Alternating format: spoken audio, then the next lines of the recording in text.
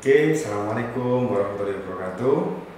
Anak-anakku semuanya, kelas 2, kita ketemu lagi setelah penilaian AGA tengah semester kemarin. Alhamdulillah, nilai-nilai kalian insya Allah bagus semuanya ya. Hari ini di dalam belajar tematik, kita belajar tema 3, yaitu temanya tugasku sehari-hari. Nanti Pak Ruli akan belajar subtema 1 dan subtema 2, baru akan adakan pengulangan sedikit. Terima kasih, semoga kalian tetap semangat untuk hari ini.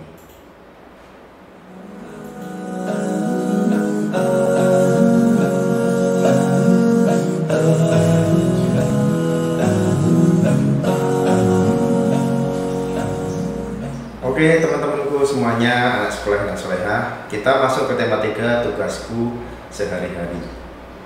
Pak Ruli mengulang untuk pembelajaran yang minggu lalu. Kita belajar mengenai tugasku sehari-hari di rumah. Di situ kita belajar mengenai tentang letak rumah ya. Letak rumah itu kita belajar dengan kosakatanya ya. Apa yang kalian ketahui dari letak rumah itu? 1, kita harus mengetahui di sebelah mana denah rumah kita. Di sebelah kanan rumah ada rumahnya si A, di sebelah kiri rumah ada rumahnya si B, teman kita. Di belakang rumah ada siapa, teman kita ya. Di depan rumah ada teman kita, rumah si D, seperti itu. Itu untuk mengetahui denah rumah. Di sini Bapak memberikan contoh untuk denah rumah itu seperti yang Bapak sampaikan di sini. Ada rumahnya Mila yang Bapak jadikan contoh. Rumahnya Mila itu terletak di Jalan Pelangi ya. Di sebelah kanan rumah Mila itu ada rumahnya Bayu ya. Di sebelah kiri ada rumahnya Edi. Di depan rumah Mila ada minimarket. Ini adalah kosakata atau kita belajar tentang denah rumah kita sehari-hari. Selanjutnya kita belajar juga letak rumah pada denah. Kalau tadi rumah kita ada di sebelah mana, kanan atau kiri, ada siapa. Nah, di sini kita juga belajar menyebutkan letak rumah pada denah. Nah, ini denah itu digambarkan secara sederhana, tidak kelihatan gentengnya, tidak kelihatan jendelanya, nama jalannya juga tidak terlihat dengan bagus ya. Itu kalau pada denah. Nah, ini ada contohnya. Sebenarnya sama antara yang awal tadi sama yang Pak Ruli sampaikan di sini. Nah, di sini itu cukup rumah siapa yang ada di sebelah kiri rumah Mila. Nah, kalian pasti bisa mengetahuinya. Nanti akan ada tugas untuk kalian untuk tugas praktek ya. Nanti Pak Ruli akan menyampaikan ke guru kelas kalian masing-masing untuk membuat denah rumah kalian masing-masing. Contohnya ada di sebelah sini tadi ya. Nih contohnya ya, rumah Mila di jalan ini ya, rumah Jalan Pelangi. Rumah sebelah kirinya ada rumah Edi, di sebelah kanan ada rumah Bayu. Nanti tugasnya akan Pak Ruli sampaikan di grup kelas masing-masing. Nah, di sini Bapak juga akan menyampaikan materi karakter. Perhatikan, dikala kita makan dengan keluarga, ya, kita harus bisa mendahulukan ayah dalam mengambil hidangan saat makan. Ini salah satu bentuk sikap hormat kita terhadap orang tua. Ini bentuk karakter yang harus kita pelajari juga di kelas 2 ini. Selanjutnya, kita belajar juga menyusun kata menjadi kalimat dan mencari makna kata. Kita dapat membuat kalimat dengan kata-kata. Sebelum membuat kalimat kita harus mengetahui dulu arti katanya, arti kata terlebih dahulu. Contohnya ya, nomor 1, mula-mula kamu harus mengetahui dulu kata membeli. Membeli itu apa sih? Yaitu kegiatan memperoleh sesuatu dengan uang. Lalu setelah mengetahui arti membeli, baru kita membuat kalimatnya. Ibu membeli buah dan sayuran di pasar ya. Membeli adalah salah satu kata yang kita rubah menjadi sebuah kalimat, tapi kita harus tahu dulu kata itu artinya apa. Ya. Selanjutnya di subtema 2 ini kita belajar tentang tugasku sehari-hari di sekolah. Kalau tadi tugasku sehari-hari di rumah, sekarang di sekolah. Di sekolah ini kita juga masih belajar mengenai tempat denah yang ada di sekolah kita. Kita harus bisa menunjukkan letak suatu tempat. Ya, belajar ini gunanya untuk menunjukkan letak suatu tempat. Ya, baru ulangin. Denah adalah gambar sederhana yang menunjukkan letak suatu tempat. Kalian belajar tematik bahasa Indonesia, muatan bahasa Indonesia sekarang ini mengenai gambar menunjukkan letak suatu tempat. Di situ ada kosakatanya, ada di antara, di sebelah kanan, sebelah kiri, di depan, dan nama jalan. Perhatikan anak-anak semuanya, ya. Di situ ada contoh gambar letak sekolah, ya. Di situ sekolah bertempat di Jalan Kenanga. Di sebelah kanan sekolah ada rumah si Joni, ya. Di sebelah kiri ada rumahnya Santi. Di depan sekolah ada toko buku. Itu kita harus mengetahui di mana denah letak sekolah kita. Ini nanti akan kita pelajari juga waktu kalau kita belajar pramuka. Kita harus mengetahui di mana posisi baris kita, ada di lapangan A, B, atau C. Kita harus mengetahui letak denahnya. Selanjutnya kita masih juga belajar tentang kosakata, tentang kehidupan ekonomi di sekolah. Ekonomi biasanya berkaitan dengan uang atau kegiatan jual beli. Kita juga bisa menemukan kosakata baru setelah kita membaca teks yang ada di depan kalian. Ya, kalau dibacakan teksnya. Setiap hari Robi mendapat uang saku. Robi menggunakan uang sakunya untuk membeli makanan di kantin. Robi tak lupa menyisihkan sebagian uang sakunya untuk ditabung. Ia ingin membeli tas baru dengan uang tabungannya. Ia ingin membeli tas di koperasi sekolah. Dari kosakata yang Pak Ruli kasih warna hitam, dari uang. Nah, siapa yang tahu uang? Uang artinya apa? Ya, uang itu gunanya untuk jajan, betul.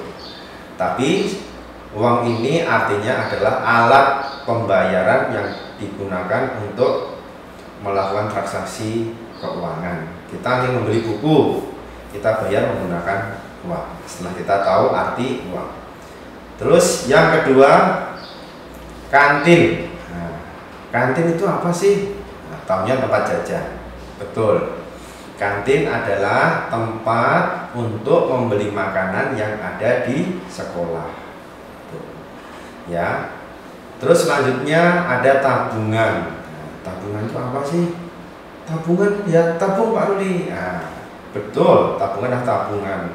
Tabungan adalah menabung. Tabungan di sini adalah tempat untuk menyimpan, bisa uang, bisa perhiasan berupa emas, ya. Terus selanjutnya membeli. Membeli di sini adalah kegiatan jual beli antara pedagang dan pembeli. Kalau kita membeli tas berarti kita sebagai pembeli. Kalau kita menjual berarti kita sebagai penjual. Itu adalah kosakata yang harus kita pelajari. Nanti setelah kalian tahu artinya baru dibuat kalimat, ya, baru dibuat kalimatnya ya nak ya.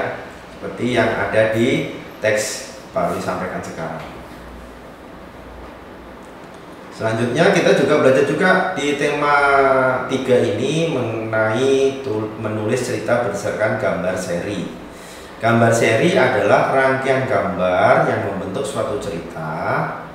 Gambar seri dirangkai dengan tema tertentu, misalnya tema kehidupan sosial. Nanti kalian bisa belajar gambar seri itu. Kalian buat dulu gambarnya, bisa juga melihat yang ada di buku kalian di halaman 39. Itu ada salah satu gambar seri, ya. Itu kalian baca, ya. terus kalian bisa memperhatikan di rumah. Selanjutnya, langkah-langkah membuat cerita berdasarkan gambar berseri. 1. Kalian harus melihat gambarnya dengan seksama. Seksama itu dengan perhatian yang sangat baik, dengan fokus yang sangat baik. Yang kedua, perhatikan kejadian yang ada pada gambar. Nah, di situ kejadian itu antara gambar A sama gambar B setelah gambar C itu akan berbeda sesuai dengan alur ceritanya masing-masing. Yang ketiga, buatlah kalimat satu persatu sesuai dengan gambarnya. Ya, kalau membuat cerita harus kita lihat dulu gambarnya bagaimana, baru kita buat narasi atau kalimatnya. Setelah itu gabungkan kalimatnya menjadi cerita yang padu, menjadi cerita yang sangat padu itu sangat sesuai dengan gambar yang ada di cerita tersebut. Di sini kita juga belajar juga mengenai kosakata untuk melengkapi kalimat. Setiap hari kita menggunakan kosakata dalam kehidupan ekonomi di masyarakat, misalnya saat membeli barang di pasar ataupun di toko kelontong. Ya, kosakata itu apa sih? Seperti perbendaharaan kata. Ya, di situ kita bisa lihat di toko kue itu ada yang pakai baju merah adalah penjual, yang ibu dengan tidak menggunakan jilbab berserta adik kecil adalah pembeli. Ya, kalau orang melakukan jual beli, ya bisa menggunakan uang, bisa juga menggunakan barang. Kalau zaman dahulu sistemnya barter. Jadi kalau kita ingin membeli sesuatu, umpama pisang, ya kita ingin beli pisang, kita punyanya jagung, ya kita tukar jagung yang punya kita dengan pisang. Itu kalau barter. Tapi kalau sekarang kita bisa juga menggunakan uang untuk transaksi jual beli. Kalian dapat mencari makna kata di Kamus Besar Bahasa Indonesia. Ya, setelah mengetahui makna kata, kita bisa menggunakannya buat kalimat. Ayo temukan makna kata-kata berikut. Ya, di situ ada pasar, pembeli, harga, penjual, dagangan, penawar. Ya, di sini ini hanya untuk belajar kita di sini, tidak tugas. Ya, tidak tugas. Perhatikan untuk pasar. Pasar, ya ini masuk semuanya ke dalam yang warnanya biru, masuk ke dalam kosakata. Pasar adalah tempat untuk tempat bertemunya antara penjual dan pembeli. Ya, makanya nanti kalau udah tahu artinya pasar, baru kita buat kalimat. Ibu pergi ke pasar membeli sayuran. Nah, itu contohnya. Pembeli di sini adalah orang yang melakukan pembelian barang kepada penjual menggunakan salah satu transaksi. Ya, harga adalah sesuatu barang, yang sudah ditetapkan oleh penjual kepada pembeli.